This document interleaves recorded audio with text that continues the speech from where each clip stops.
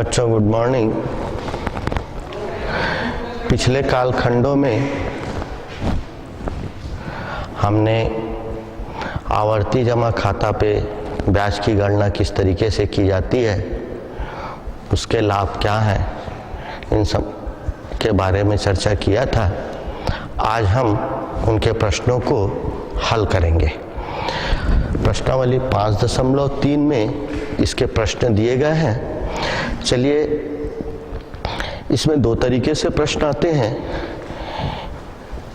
एक, या तो हमको ब्याज निकालना होता है, या दूसरा ब्याज दिया होता है, दर की गणना करनी होती है हमको। तो दो तरीके के सवाल को हम देखते हैं। पहला सवाल लेते हैं हम इसी का कि विकास ने छत्तीसगढ़ विकास बैंक में 36 माह के लिए 75 रुपए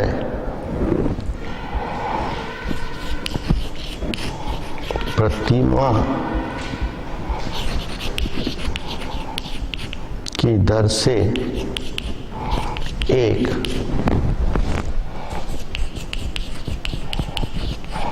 आवर्ती जमा खाता खोला। यदि ब्याज की दर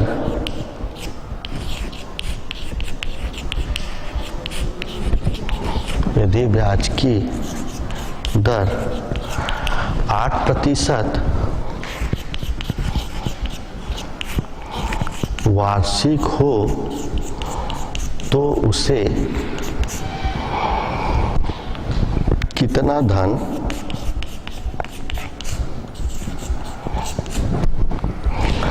प्राप्त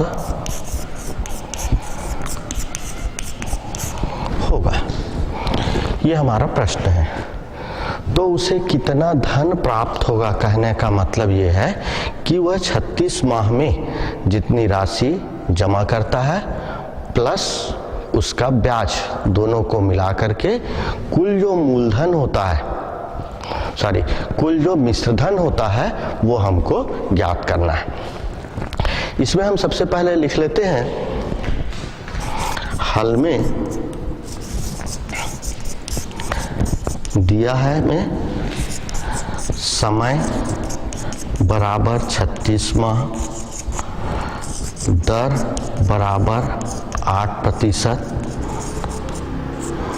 वार्षिक और मासिक जमा धन ये है 75 रुपए। ये तीन चीज दिए हुए हैं। हम सबसे पहले इसका ब्याज निकाल लेते हैं। ब्याज का सूत्र हो जाता है मासिक जमा धन गुणित दर गुणित महीनों की संख्या, और कोष्टक में आ जाएगा महीनों की संख्या धन 1 और इस पूरा का बट्टे 100 गुणित 24। ये हमारा सूत्र हो जाता है मासिक जमा धन गुणित दर गुणित महीनों की संख्या, फिर कोष्टक में महीनों की संख्या धन 1 बटे 100 गुणित 24। या ये ब्याज बराबर हो गया,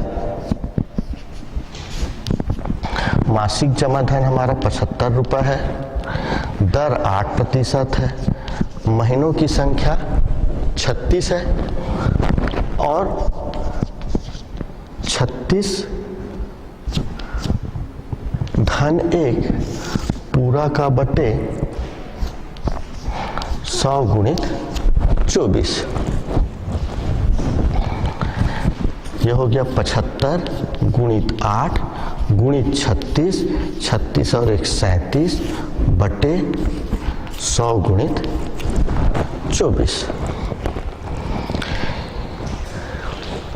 ये लिखने के पश्चात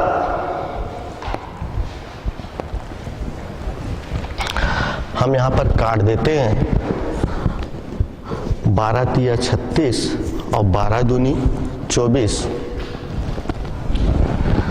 25 से काट दिए, 25 तिया 75 और 25 चौक 100, 4 से काट दिए, 4 एकम 4 और ये 4 दूनी 8, फिर इस 2 को काट दिए, 2 एकम 2, 2 एकम 2।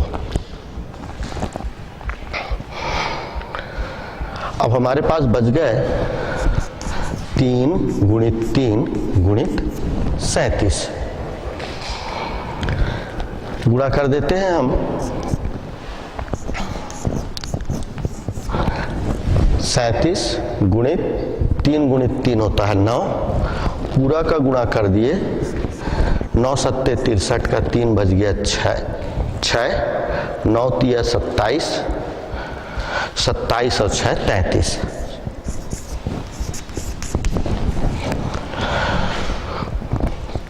तो इस तरीके से उस आवर्ती जमा खाता में यदि हम 36 माह तक के पैसे जमा करें तो हमको 333 रुपए ब्याज प्राप्त होगा। एक बार और आप यहाँ पर देख सकते हो कि जो हमारा सूत्र रहता है मासिक जमा धन गुणित दर गुणित महीनों की संख्या, फिर महीनों की संख्या धन 1 बटे 100 गुणित 24। पूरे मान को रखने के पश्चात हमको उसका गुणा नहीं करना है। यदि हम गुणा करते हैं तो सवाल हमारे और कठिन हो जाते हैं। उसको लिखने के पश्चात हमको ये देखना है कि वो कौन से अंक से आसानी से कैंसिल हो जाता है। छोटे छोटे से पहाड़ा का उपयोग करते हुए हम उसको काट सकते हैं। जैसे 25 से 25 तिया 75 और ये 25 चौक 100 आसानी से कट गया। 12 से 12 दूनी 24 और 12 तिया 36 ये आसानी से कट गया। यहाँ जो 4 बचा, इस 4 से 4 एकम 4, 4 दूनी 8 ये आसानी से कट गया। अब ऊपर के 2 और यहाँ पर 2 दिख रहे हैं तो 2 एकम 2, 2 एकम 2 दोनों आपस में कट जाएंगे। हमारे पास सिर्फ क्या बच जाएगा 37 गुणित 3 गुणित 3। काटने के पश्चात जो बचे उसको हमको लिख लेना चाहिए जिससे कि गलती नहीं होती है। कोई चीज छूटा तो नहीं है ये हमको पता भी चल जाता है। और तत्पश्चात 3 तिया 9, 37 में 9 का गुणा कर दिए, 333 रुपया हमको उसका ब्याज प्राप्त हुआ। लेकिन प्रश्न में यह पूछा है हमको कि तो उसे कितना धन प्राप्त होगा, तो उसमें मूलधन भी होगा जो वो 75 रुपए करके 3 साल तक के 36 माह तक के जमा किया है। ये अभी हमारा उत्तर नहीं है, ठीक है। इसके बाद कुल प्राप्त धन लिख लेते हैं यहीं पे हम। कुल प्राप्त धन बराबर मासिक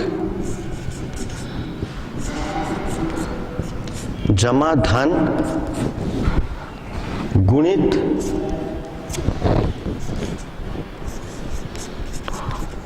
महीनों की संख्या धन ब्याज। मासिक जमा धन गुणित महीनों की संख्या धन ब्याज। वह मासिक कितना जमा कर रहा है 75 रुपए 36 माह तक, और ब्याज कितना मिला उसको 333 रुपए। इस तरीके से अब 75 और 36 का हम गुणा करेंगे। 75 और 36 का गुणा करने के लिए हम यहीं पे रफ कार्य है, इसको हम गुणा कर देते हैं। 75 गुणित 36, 6 पंचे 30 का 0 बचा 3, 6 सत्ते 42 और 3 45। 3 से 3 पंचे 15 का 5 बचा 1, 3 सत्ते 21 और 1 22 जोड़ दिए, 5 5 10 का 0, 4 2 6 और 1 7 और 2। यह आ गया हमारा 2700। धन 333, तो जोड़ दिए दोनों को तो 3033 रुपए, यही हमारा लास्ट का आंसर होगा। ध्यान आखिरी में कुल धन यदि पूछ रहा है तो मासिक जमा धन को जब हम उसके महीनों की संख्या से गुणा करेंगे तब वास्तविक मूलधन निकलेगा जो वह जमा किया है, और उसके बाद उसमें जो हम पहले निकाले कितना ब्याज मिला है उस ब्याज को जोड़ देंगे तो कुल प्राप्त धन के बराबर होगा। चलिए इसको लिखिए, उसके बाद इसी से संबंधित एक दूसरा क्वेश्चन बताते हैं।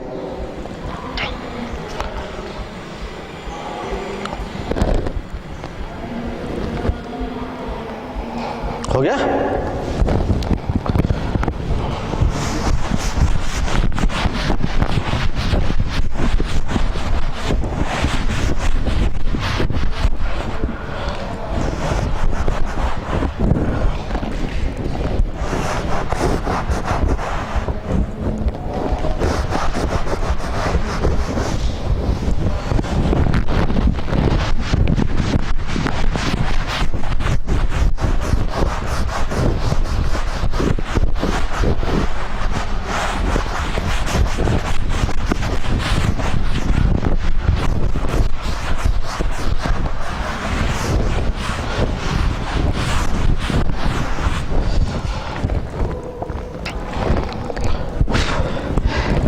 उसी में का हमारा चौथा क्वेश्चन है, उसी प्रश्नावली का चौथा क्वेश्चन हमको बोलता है कि रामकुमार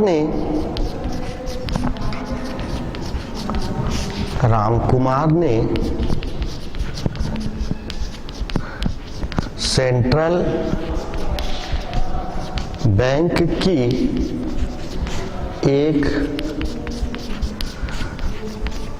एक शाखा पर 100 रुपए प्रति माह का 3 वर्ष के लिए आवर्ती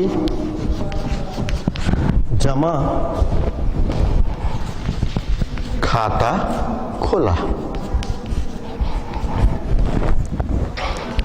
कितने प्रतिशत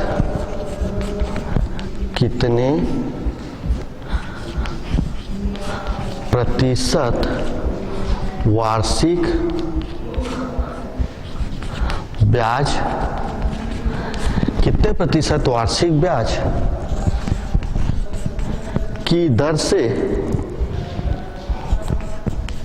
इन्हें कितने प्रतिशत वार्षिक ब्याज की दर से इन्हें 222 रुपए ब्याज प्राप्त होगा।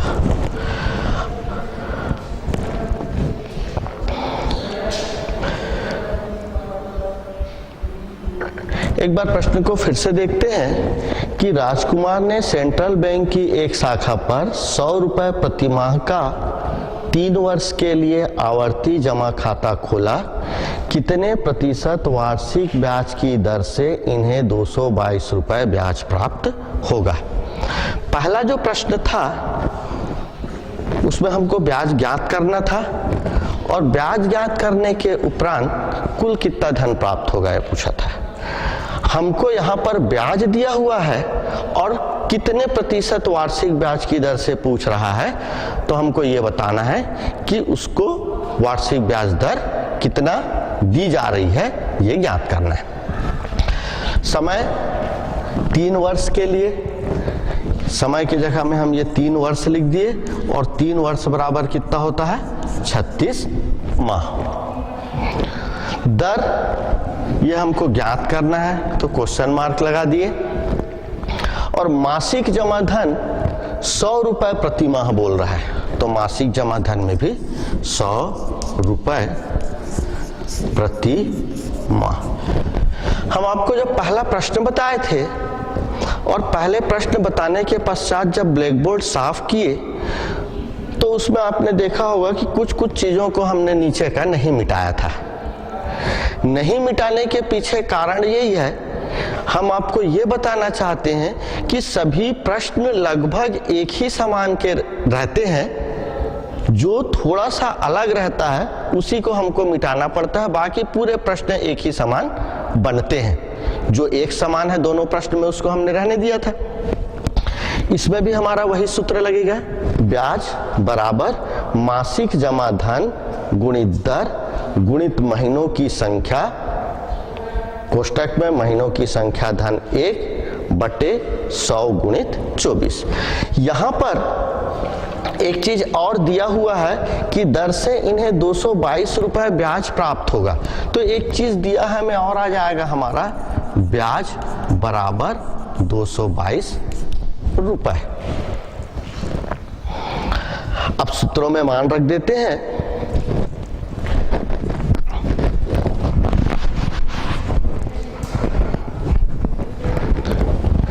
ब्याज है हमारा 222 रुपए, मासिक जमा धन है 100 रुपए, दर हमको नहीं मालूम, महीनों की संख्या है 36, तो 36 धन 1 और पूरा का बटे 100 और गुणित 24।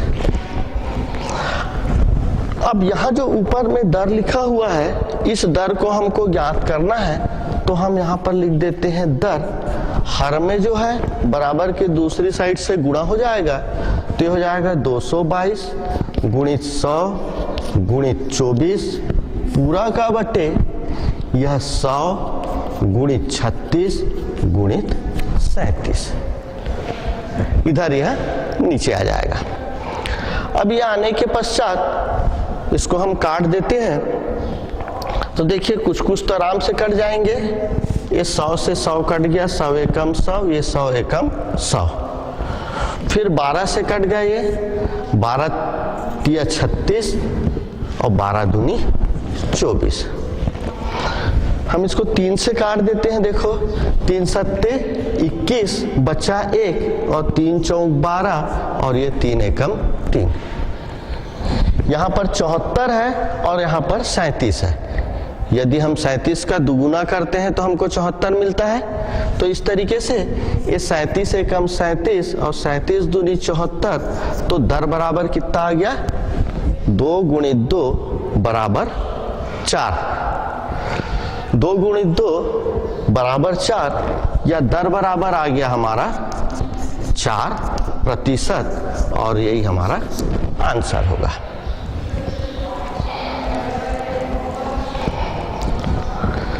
तो इस तरीके से चलिए पहले इसको लिख लीजिए आप लोग।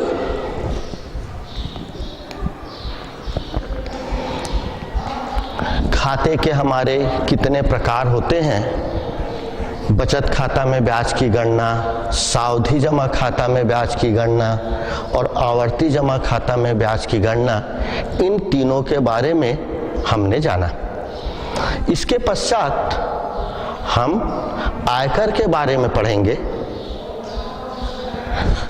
इसको आप लोग लिखिए और लिखने के पश्चात फिर आयकर के बारे में बताते हैं।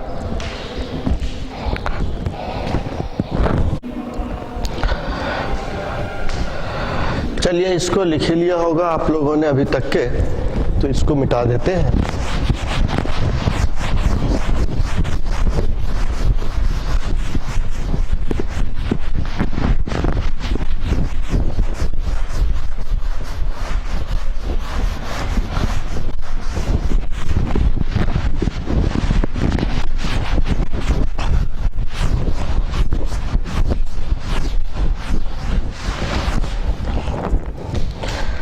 नेक्स्ट जो हमारा टॉपिक है, इसी बैंकिंग और आयकर से ही संबंधित चैप्टर का है। तो उस अभी तक के जो हम लोग पार्ट पढ़े थे वो बैंकिंग के संबंध में पढ़े थे कि खाता किस तरीके से खुलवाते हैं, क्या क्या चीज खाता खुलवाने के लिए आवश्यकता होती है, पैसा कैसे जमा करते हैं, उसका ब्याज हमें कितना मिलता है, कैसे मिलता है, कैसे उसको ज्ञात करते हैं, इन सब के बारे में पढ़े थे। अब दूसरे हिस्से में यदि हम आते हैं कि बैंकिंग के लिए हमको पैसे की आवश्यकता होती है। स्वाभाविक है, बैंक हम जाएंगे तो पैसा जमा करने के लिए जाएंगे। जब हम बैंक पैसा जमा करने के लिए जाते हैं तो सबसे पहले दिमाग में यह आता है कि हमारे पास पैसा आएगा कहाँ से। ठीक है, अब पैसा आएगा, हम वेतनभोगी कर्मचारी हैं या हम किसान हैं या हम उद्योगपति हैं, जो भी है हम काम करेंगे तब हमको पैसे की प्राप्ति होगी, चाहे किसी भी किस्म का काम हो। उस पैसे को लेकर के हम बैंक जाएंगे और पैसे को जमा करेंगे, और पैसे जमा करने के पश्चात जो हमको पैसे मिलेंगे उस पैसे से हमारी आवश्यकताओं की पूर्ति होगी। अब आप लोग जैसे यहाँ पर पढ़ने के लिए आए हो, सामने में बैठे हुए हो, और हम आपको बैंकिंग और आयकर के बारे में बता रहे हैं, और आपके यहाँ आने के लिए सरकार आपके लिए खर्च कर रही है। आप कुर्सी टेबल में बैठे हुए हो, आपके रूम में पंखे लगे हुए हैं, यदि आप ऊपर देखोगे तो पंखे घूम रहे हैं, और हम यहाँ पर आपको पढ़ा रहे हैं, हम अपना समय दे रहे हैं। स्वाभाविक है हम फ्री में नहीं पढ़ा रहे होंगे, हमको भी सरकार पैसे देगी, और आपको सुविधा, हमको पढ़ाने के पैसे दे रही है और आपको क्या दे रही है, सुविधा दे रही है। तो स्वाभाविक है सरकार को भी सुविधा देने के लिए काहे की आवश्यकता होगी, रुपए की आवश्यकता होगी, और वो सरकार रुपए कहां से लाएगी, हम आपसे। जो आप कमा रहे हो उससे वह टैक्स के रूप में रुपए लेगी। हमको जो रुपए मिल रहा है, हम जो पढ़ा रहे हैं उससे हमको रुपए मिलता है, और उस रुपए से हम सरकार को क्या देते हैं, टैक्स। हमको पैसा मिला, हम उस पैसे का एक भाग सरकार को देते हैं, और जब सरकार को एक भाग देते हैं, एक उदाहरण है हमारा बोलना चाहिए, हमारे देश की जनसंख्या लगभग 1 अरब 25 करोड़ की है, और कल्पना करो कि यदि उसमें से 50 करोड़ लोग भी टैक्स देते होंगे तो सरकार के बाद बहुत पैसा हो जाएगा, और सरकार उस पैसे को लेकर के हमारे लिए सुविधाएं मुहैया कराती है। वो सुविधाएं कई किस्म से होती है, जैसे आप पढ़ने के लिए आ रहे हो तो आपको स्कूल चाहिए, बिल्डिंग चाहिए, पुस्तक कापी चाहिए, पढ़ाने वाले चाहिए, कई सारी चीज लगे।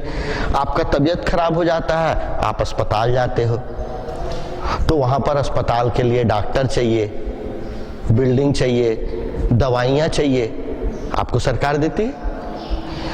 आप कहीं ट्रेवल करते हो, गाड़ी में जाते हो, तो आने जाने के लिए साधन चाहिए। आप बस में जाते हो, ट्रेन में जाते हो, हवाई जहाज में जाते हो, उसके लिए सरकार को पैसा चाहिए। तो हम जो टैक्स देते हैं उन टैक्सों से सरकार हमारे सुविधाओं के लिए, हमारी मैंने सुविधा का ध्यान रखते हुए सब चीजों की व्यवस्था करती है। तो इसलिए यह महत्वपूर्ण हो जाता है। सुरक्षा के लिए बोलना चाहिए, हमारे देश की सुरक्षा के लिए सैनिकों की आवश्यकता होती है जो बॉर्डर में होते हैं, उनके लिए बंदूक, तोप, गोला, कई किस्म के हथियार रक्षा करने के लिए उसकी भी सरकार व्यवस्था करती है। पानी, बिजली, इन सब चीज़ों के भी सरकार व्यवस्था करती है। तो इन सब चीज़ों के लिए सरकार को काहे की आवश्यकता होती है, पैसे की आवश्यकता होती है, और वह सरकार वह पैसा हम ही से टैक्स के रूप में लेती है। वेतनभोगी कर्मचारियों से जो सरकार पैसा लेती है उस पर जो अतिरिक्त उसका एक भाग जो हमसे सरकार लेती है उसी को हम आयकर कहते हैं। हम जो सरकार को, हम वेतनभोगी कर्मचारी हैं, हम जो सरकार को पैसे देंगे वह पैसा उसका एक रूप जो होगा वह क्या कहलाएगा? आयकर कहलाएगा। तो जनता से शिक्षा, स्वास्थ्य, सुरक्षा, बिजली, पानी इत्यादि की व्यवस्था के लिए सरकार जो पैसे लेती है, आयकर बोलना चाहिए, जनता से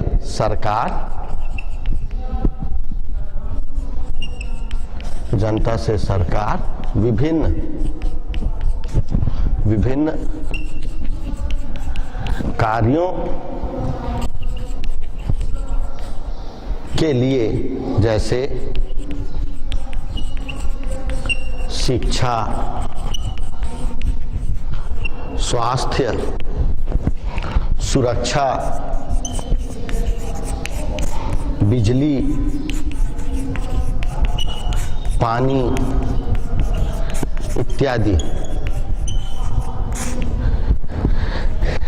इत्यादि की व्यवस्था करने के लिए, इत्यादि की व्यवस्था के लिए जो कर लेती है, किससे? वेतन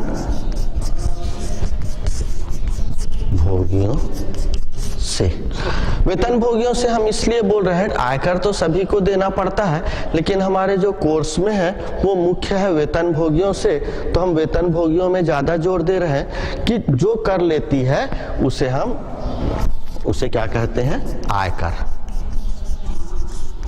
उसे आयकर कहते हैं। और ये जो आयकर है ये अभी से नहीं चल रहा है। जब हमारा देश आजाद नहीं हुआ था, राजा महाराजा का जमाना था, उस समय भी राजा महाराजा लगान लेते थे और उस लगान के द्वारा, उस टैक्स से, लगान एक किस्म का टैक्स ही है, और उससे वो पूरी व्यवस्था, अपने राज्य की पूरी व्यवस्था करते थे। अभी जो वर्तमान में टैक्स की व्यवस्था है या आयकर की व्यवस्था है, यह 1860 से लागू है। यह टैक्स की व्यवस्था 1860 से लागू है। इसमें एक बार परिवर्तन 1886 में हुआ, फिर दूसरी बार परिवर्तन 1922 में हुआ, फिर पहला, दूसरा, तीसरा, चौथी बार परिवर्तन 1961 में हुआ। देश स्वतंत्र होने के पश्चात पहले अंग्रेजों के हिसाब से चलता था हमारे यहाँ टैक्स प्रणाली। जब स्वतंत्र हो गया तो 1961 में इस टैक्स प्रणाली को परिवर्तन किया गया। उसके बाद में फिर 2005 में भी टैक्स प्रणाली या टैक्स ढांचा जो है इसमें परिवर्तन किया गया। तो ये जो टैक्स प्रणाली है, ये जो आयकर है, यह आयकर केंद्रीय सरकार को दिया जाता है। या दूसरे शब्दों में हम ये बोल सकते हैं कि जो केंद्रीय सरकार होती है, समय समय पर उन टैक्स प्रणालियों में संशोधनों के द्वारा परिवर्तन करती रहती है। अब ये जो केंद्रीय सरकार है, यह कई किस्म के टैक्स लगाती है, सिर्फ आयकर ही लगाती है ऐसा नहीं है। केंद्रीय सरकार हमारे पास में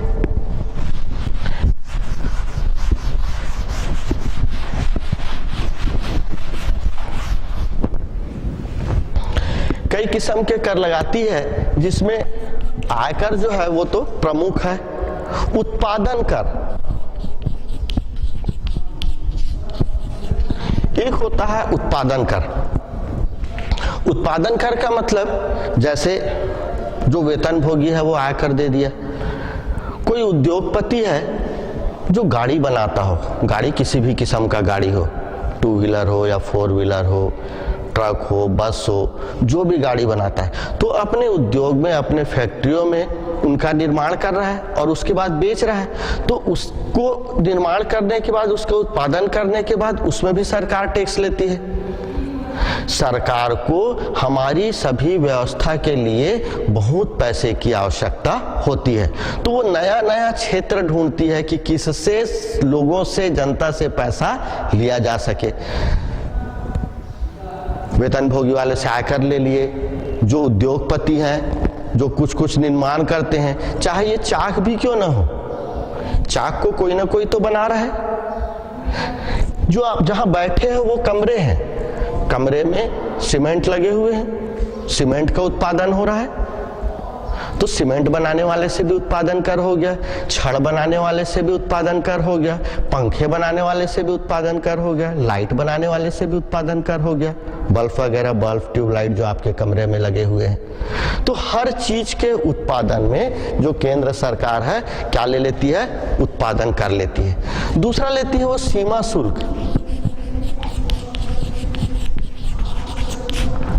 सीमा शुल्क, सीमा शुल्क का मतलब कई चीजें ऐसी होती है जो हमारे देश में नहीं बनता है, या हमारे देश से ये कोई व्यक्ति जब बाहर जाता है तो उसको बाहर की चीजें पसंद आ जाती है।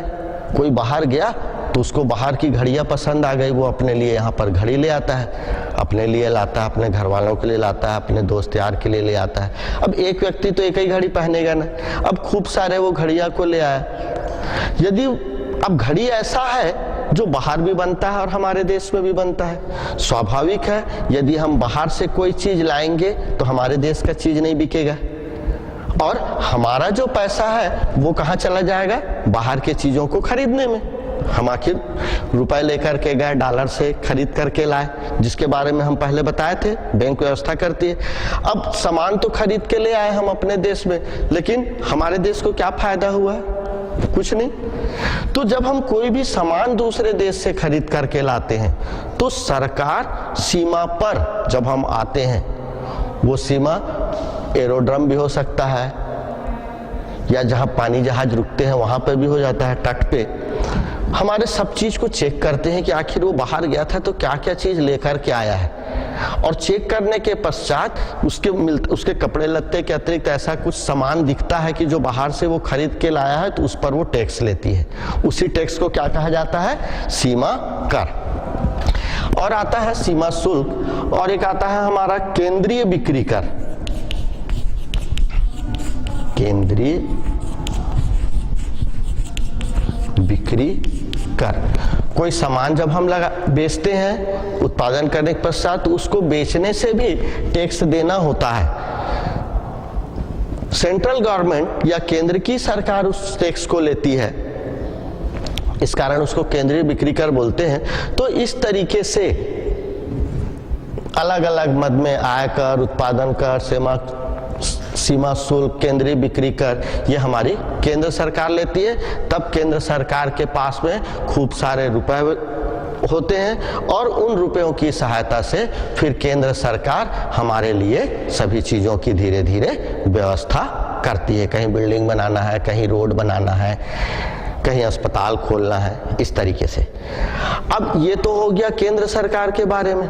ठीक उसी तरीके से राज्य सरकार भी, हमारी राज्य सरकार भी कुछ ये केंद्र सरकार का कर है, केंद्र सरकार। दूसरा हमारी जो राज्य सरकार है,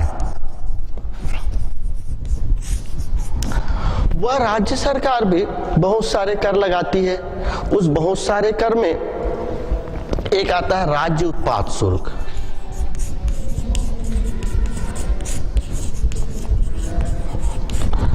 अब राज्य उत्पाद शुल्क का मतलब राज्य के अंदर में कोई चीज हम बना रहे हैं तो उसमें टैक्स देना पड़ रहा है। तो उत्पादन कर के नाम से केंद्र सरकार भी लेती है, और राज्य उत्पाद शुल्क के नाम से राज्य सरकार भी लेती है। कृषि व राजस्व कर,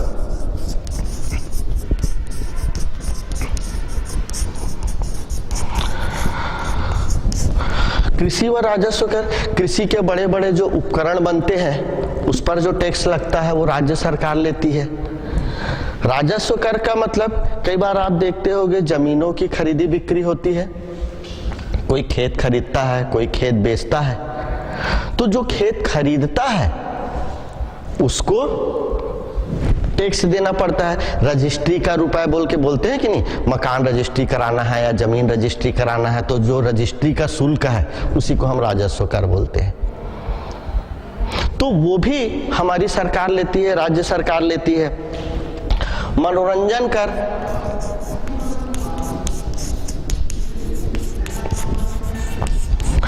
मनोरंजन कर भी राज्य सरकार लेती है।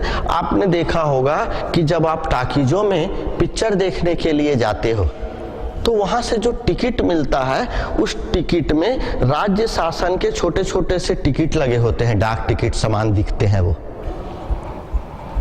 देखे हो आप लोग? यदि नहीं देखे होगे तो कभी टाकीज में जाओ पिक्चर देखने के लिए तो आप देखना कि आपको जो टिकट मिलेगा उस टिकट उसमें छोटे छोटे से टिकट चिपके रहते हैं जो सरकार उन टाकीज के मालिकों को देती है। तो पिक्चर देखने के लिए आप जा रहे हो तो भी आपको टैक्स देना पड़ता है। आप टीवी देखते हो, तुम्हारे आजकल तो जगह जगह वो लग गए हैं DTH, रिलायंस, वीडियोकॉन और डिश टीवी, तो आप उसको देखने के लिए पैसे देते हो, उसको रिचार्ज कराना होता है। तो रिचार्ज कराने में जो उसका मालिक रहता है उसके पास भी कुछ पैसे जाते हैं और कुछ पैसे सरकार के भी पास जाते हैं जो मनोरंजन कर के रूप में सरकार लेती है। पहले केंद्र सरकार आया, फिर राज्य सरकार आया। राज्य सरकार के पश्चात स्थानीय प्रशासन,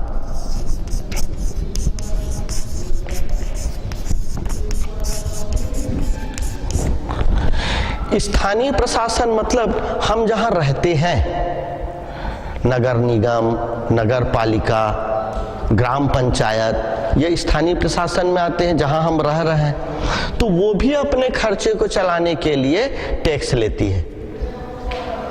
आप देखते होंगे कि आप जहां पर भी रहते होंगे, रोड में लाइट जल रहा है, रोड साफ सफाई है, तो वहां पे झाड़ू लगाने के लिए आदमी तो चाहिए ना। बिजली चल रहा है तो बिजली खर्च होगा, लाइट जल रहा है तो उसका पैसा देना होगा। तो उन सब चीजों के लिए स्थानीय प्रशासन भी छोटे छोटे से कर लेती है, जैसे गृह कर, संपत्ति कर, जल कर, सफाई कर,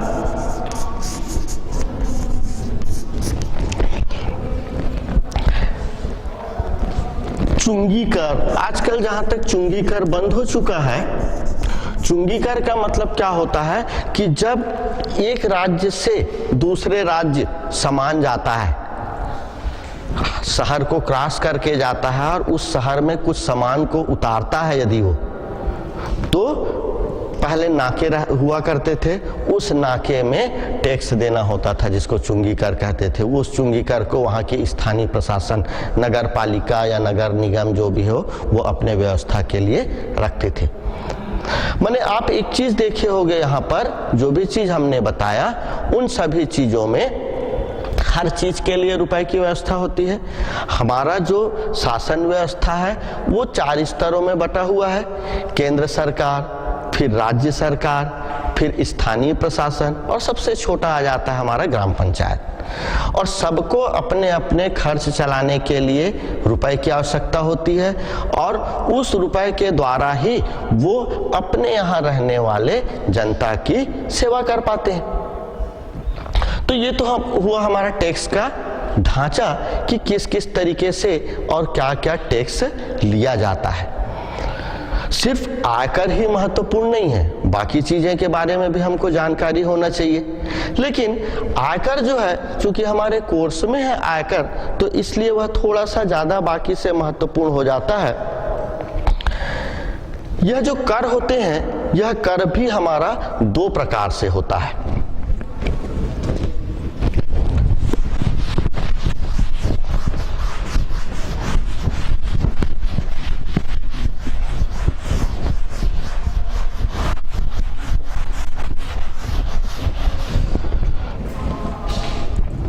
अब वो जो हमारा 2 प्रकार से कर होता है, एक कर होता है प्रत्यक्ष कर। प्रत्यक्ष कर का मतलब होता है कि